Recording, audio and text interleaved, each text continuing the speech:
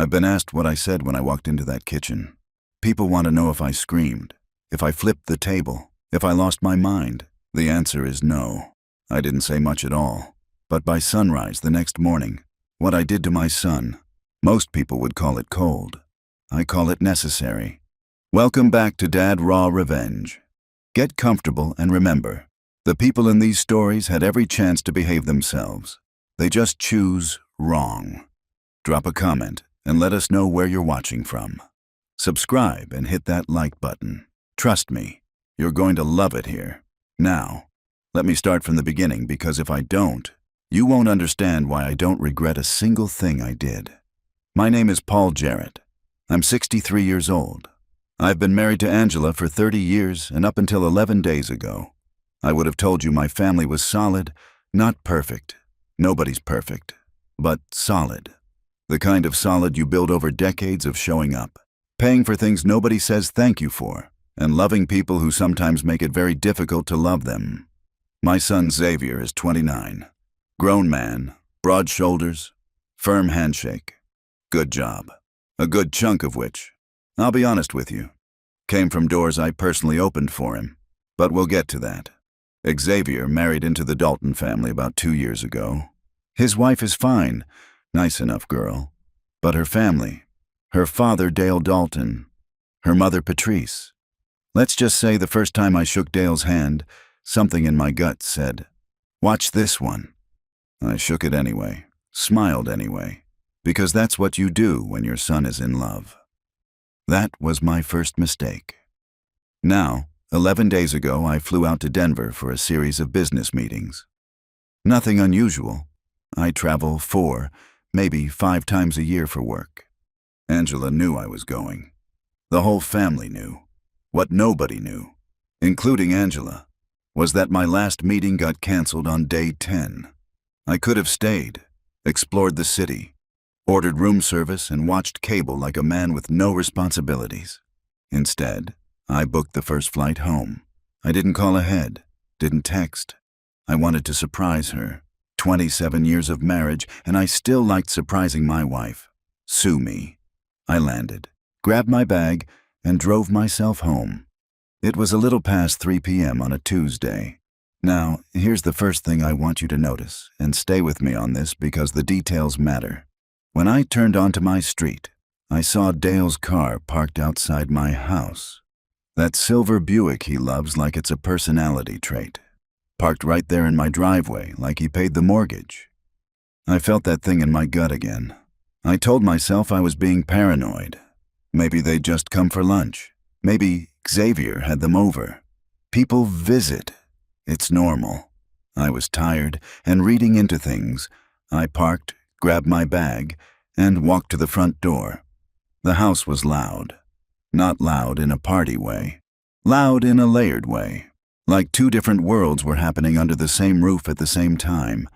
From the back of the house, from the direction of the kitchen, I could hear laughter. Loud, comfortable, relaxed laughter. Dishes, conversation. The sound of people who had absolutely nowhere else to be and not a care in the world. And, from the living room, silence. The wrong kind of silence. I pushed the door open and I saw her. Angela was on the floor. Not sitting, not resting. On the floor.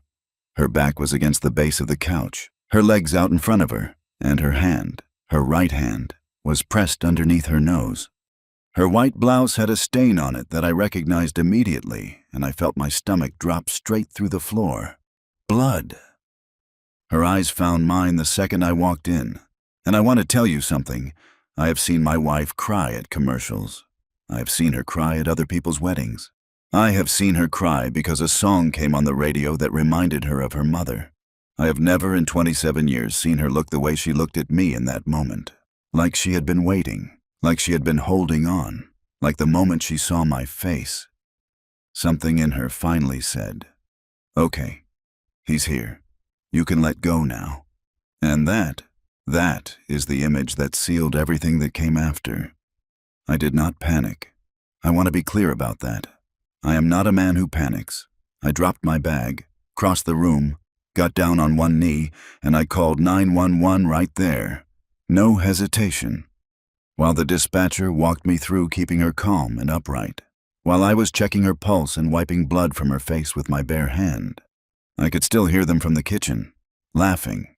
My 29-year-old son and Dale and Patrice Dalton, laughing like they were at a dinner party, like nothing in the world was wrong, like my wife wasn't 11 feet away from them bleeding on the living room floor. I want you to sit with that for a second. I really do, because I had to. The paramedics arrived in 8 minutes.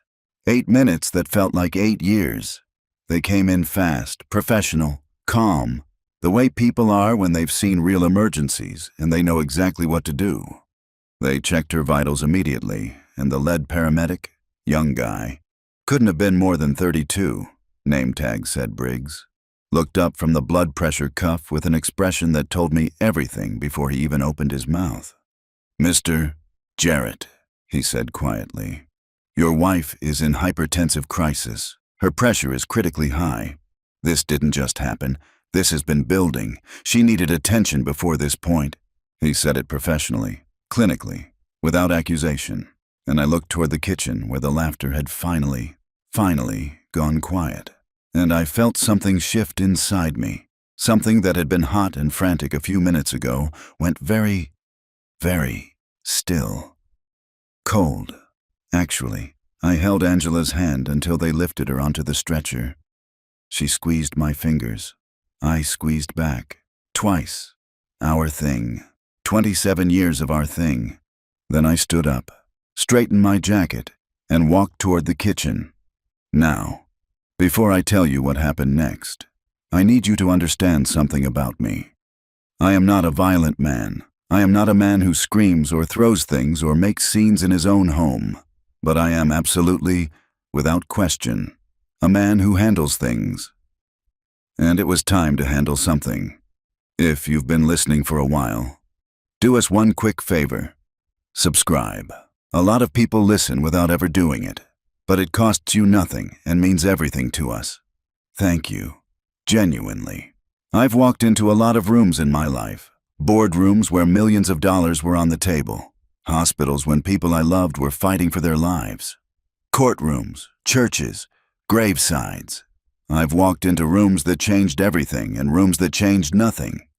But I want to tell you, nothing, and I mean nothing, has ever felt like walking into that kitchen that afternoon. The laughter was gone, finally, like somebody had reached over and clicked it off with a switch. The three of them were just sitting there. Xavier at the head of the table, Dale to his left, Patrice to his right, surrounded by plates of food and glasses of sweet tea like they'd just finished a perfectly lovely Tuesday afternoon meal. In my house, while my wife bled on my floor, I stood in the doorway for a moment. Just stood there. I've learned over 63 years that the most powerful thing a man can do when he's furious is slow down. Every instinct in your body says speed up, raise your voice, move fast, make them feel the size of what they did. But slow is scarier. Slow means you're in control. Slow means you've already decided what's going to happen and nothing they say is going to change it. So, I stood there, slow, quiet, and I looked at my son. Xavier stood up. I'll give him that. He stood up the moment he saw my face, which tells me somewhere in that 29-year-old brain of his, he already knew. You don't stand up like that unless you know. "Dad," he started. I held up one finger, just one, and he stopped. I turned to Dale first. Dale Dalton, silver-haired, tan, the kind of man who'd never worked a job he didn't also own.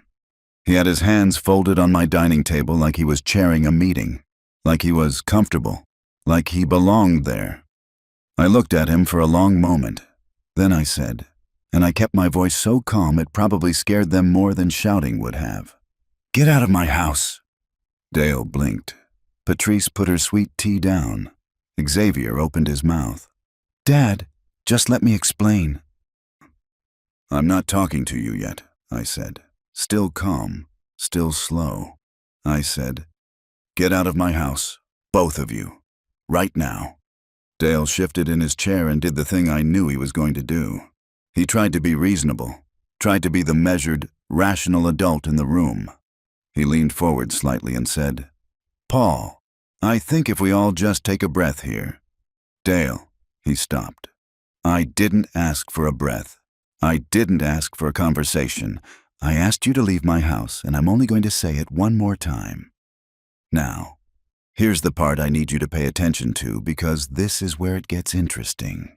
She grabbed her purse, touched Dale's arm, and gave him the look that wives give husbands when they're saying, "Not now, not here, let's go."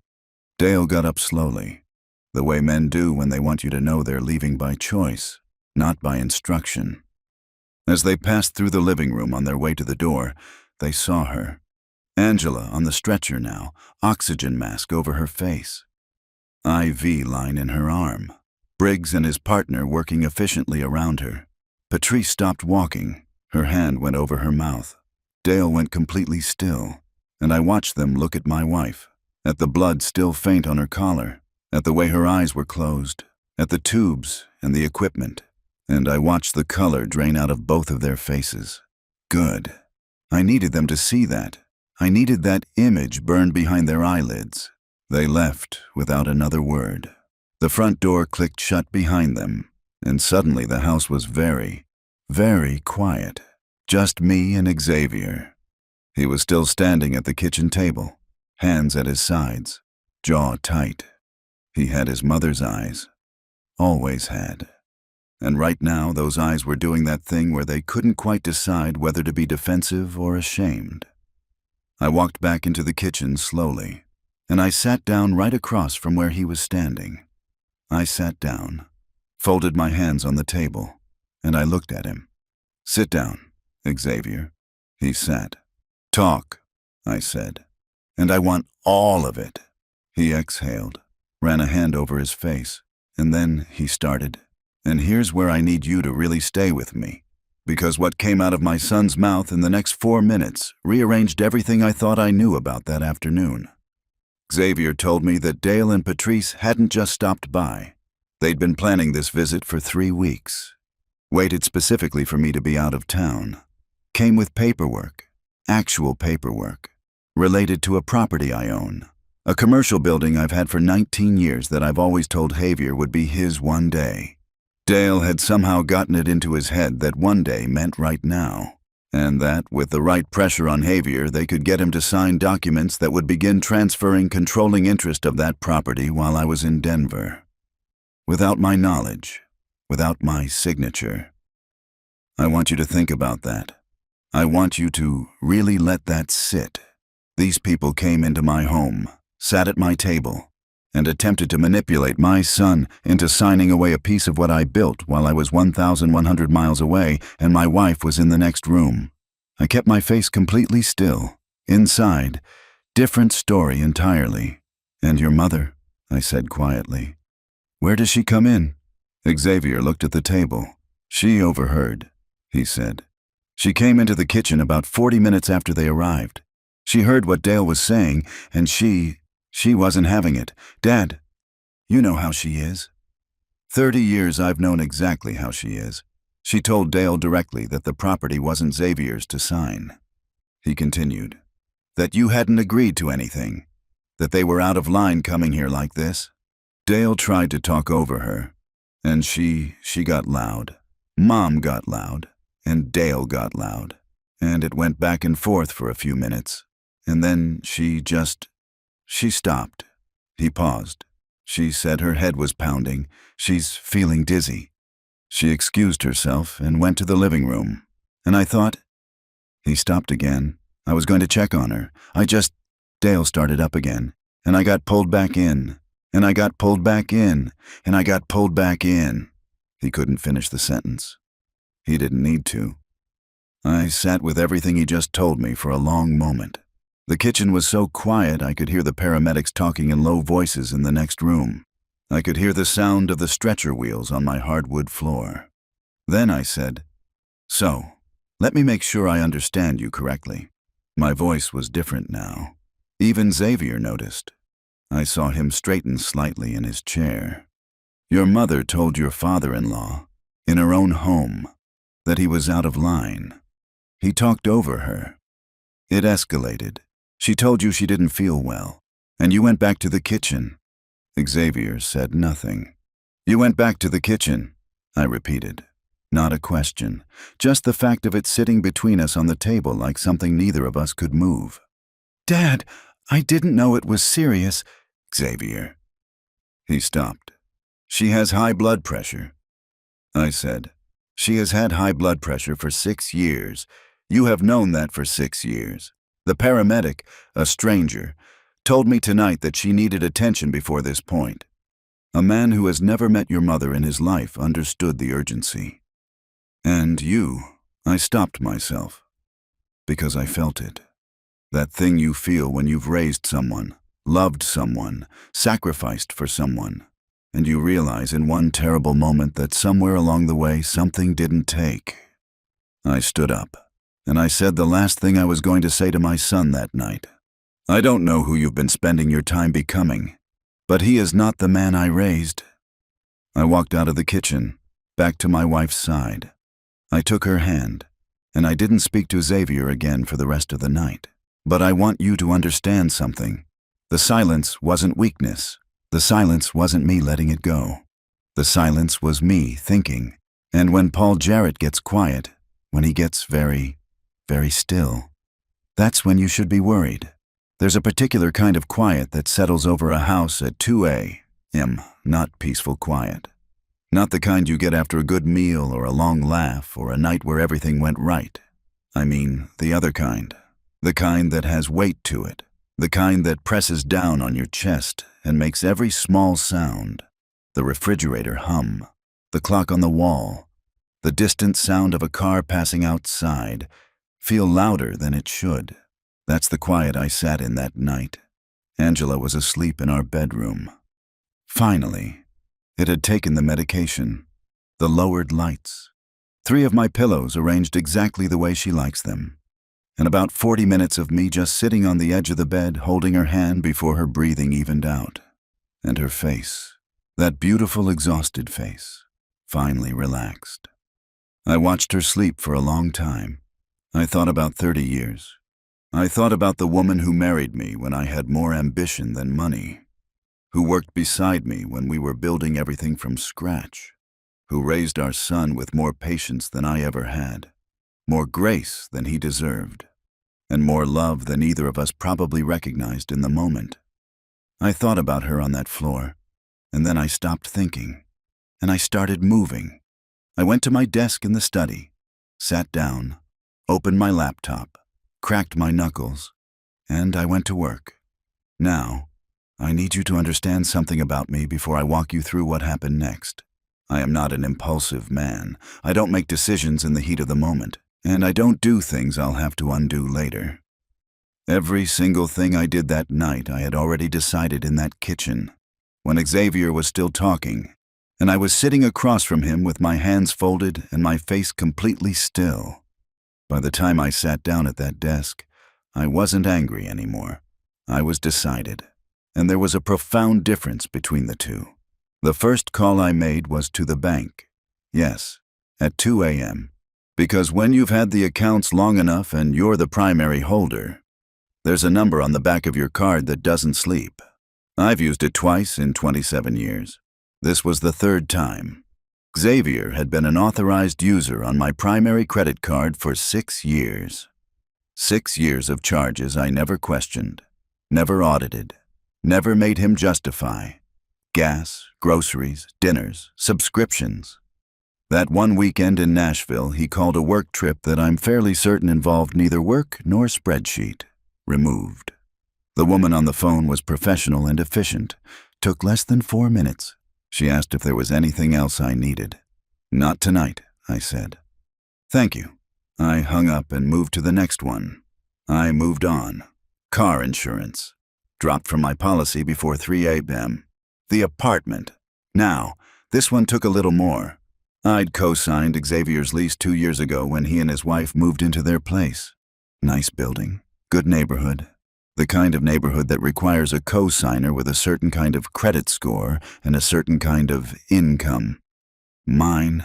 I called his landlord at 7 a.m. when I knew the office would be open. Man named Gary. Good guy. We'd spoken twice before, both times pleasant, both times brief. This time I told him I needed my name removed from Xavier's lease at the earliest legally possible opportunity, and that I'd cooperate with whatever process that required. Gary paused for a moment, then said, "Everything okay, Paul?" "Everything is being handled, Gary," I said. "Thank you for asking." Every first of the month, quietly, without announcement or conditions, I'd been transferring money into Xavier's personal account. It started when he was getting on his feet after college. Then it became habit. Then it became something neither of us ever discussed because we both just accepted it as part of how things worked. I logged in at 3:15 a.m. and canceled the recurring transfer. Permanently. Not paused. Not reduced. Canceled. I sat back in my chair for a moment after that one, because that transfer represented something beyond money. It represented a version of my son I'd been quietly funding. A comfort level. A cushion. A safety net that had maybe, possibly, allowed him to make the kind of choices a man makes when he knows somebody will always be there to catch him. Not anymore. Then came the calls. I'm not going to apologize for. Over the years I'd made introductions for Xavier. Opened doors. Called in favors. But there's a certain kind of currency that takes decades to build, and it lives entirely in other people's trust. I'd spent some of mine on my son. Gladly. Proudly. I spent the early hours of that morning taking it back. I called men I've known for 25 years. I was honest without being dramatic. I told them simply that Xavier would no longer be operating with my backing, my endorsement, or my name. That any courtesies they'd been extending on my behalf should be considered concluded. Every single one of them asked if I was all right. Every single one of them respected the call without pressing for details. That's what 63 years of integrity gets you. People who trust that if Paul Jarrett is making this call, Paul Jarrett has his reasons. By 5 a.m., the streaming accounts were gone, the shared subscriptions canceled, and I had a locksmith booked for 7:30. I made myself a cup of coffee, stood at the kitchen window, and watched the sky go from black to gray to the particular shade of pale blue. That means morning has decided to show up whether you're ready for it or not. I thought about Dale Dalton sitting in his house right now. Probably not sleeping either. Probably wondering what comes next. He should wonder because the property he came to my house to manipulate my son into signing. The one he brought paperwork for. The one he planned for 3 weeks. The one he waited until I was out of town to pursue. I had already called my attorney at 6 a.m., left a voicemail. The message was simple. I need to restructure the documentation on the Garrett Street property. I want it ironclad, I want it airtight, and I want it done this week. Call me when you're in. Dale Dalton would never, not in this lifetime or the next, get within legal reach of anything I built. Xavier showed up at the house at 9 a.m. I watched him from the upstairs window. Saw him walk up to the front door with his shoulders set the way he sets them when he's preparing himself for a hard conversation. Watched him reach into his pocket for his key. Watched him try it. Watched him try it again. Watched him stand there for a moment, perfectly still, beginning to understand. He knocked. I didn't answer. He knocked again. Nothing. He called. His phone was dead. He stood on that porch for a long moment, looking at the door like it might change its mind, then walked to the neighbor's house, the Petersons. And I saw Barbara Peterson hand him her phone with the concerned expression of a woman who doesn't know what's happening but can feel that it's serious. My phone rang. I looked at the screen. Barbara's number. I picked up. There was a brief silence. Then his voice was different. The defensiveness was gone. What was left underneath it was something raw, something younger, something that reminded me painfully of the boy he used to be before the Daltons got their hands on who he was becoming. I let him have his silence. Then I said, "You let your mother lay on that floor. Xavier, you knew her condition. You knew what stress does to her body. And when she needed you, her son, you chose to go back to that table. He didn't speak. I could hear him breathing. I love you, I said. I will always love you. But love is not the same as access. And right now, every door I've kept open for you is closed. Another silence. Longer this time. For how long? He asked quietly. Until you've become the kind of man who doesn't need me to answer that question for him. I hung up. I walked back to the bedroom. Angela was awake, sitting up against the pillows, morning light across her face, looking tired but present, herself again. My wife again. She looked at me for a long moment. Is everything okay? She asked softly. I sat beside her, took both her hands in mine, looked at her, really looked at her. The way you look at someone when you almost lost them, and you need a moment to be grateful that you didn't. Everything, I said, is handled. She searched my eyes. Then slowly she nodded, and she leaned her head on my shoulder. Outside, my son sat on the Petersons' front step with a dead phone and a declined card and a key that no longer worked, surrounded by the echo of every comfort I'd quietly built around him. Inside, I held my wife's hand, and for the first time since I walked through that front door, I exhaled. Some people will listen to this and say I was too hard on my son. Maybe, but I watched a paramedic, a stranger, treat my wife's crisis with more urgency than the man I raised. And I decided that night that the greatest act of love I had left for Xavier wasn't to keep the doors open. It was to finally let him feel what it costs when they close. He'll either grow from it or he won't. But Angela is alive. She is safe. She is home. And that is the only thing that matters. If you enjoyed this story, join our community by hitting that like button and subscribing for more real, raw, and family-centered stories. And share this with someone who will love it. And as always, thank you for being a part of this community. I will see you on the next one.